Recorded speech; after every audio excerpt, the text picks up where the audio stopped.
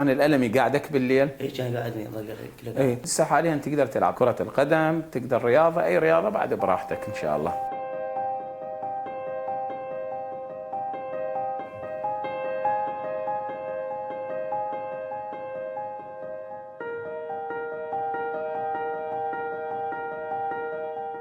راجعنا مريض كان يشكو من ألم مزمن في مفصل الركبة الأيسر، وعند أخذ الرقائق الشعاعية مع الرنين المغناطيسي تبين وجود خلل في غضروف أسفل عظم الفخذ الأيسر. الألم المزمن مستمر ما يقارب سنة كاملة، وعند عمل الرنين المغناطيسي تبين وجود هذا الخلل في الغضروف. تم إجراء عملية ترقيع الغضروف، أخذ غضروف من خارج المفصل وزرعه في داخل المفصل الركبة.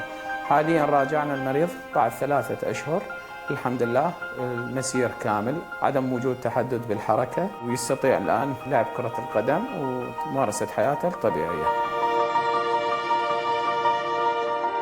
عن الألم يقعدك بالليل؟ اي كان قاعدني ظل كله قاعد. اي وتحدد بحركة المفصل وطقطقة قوية بحركة قوية وقفلة وتقفل المفصل مالتك. المفصل. حاليا حركتك بالمشي هسه من مشيناك اكو ألم؟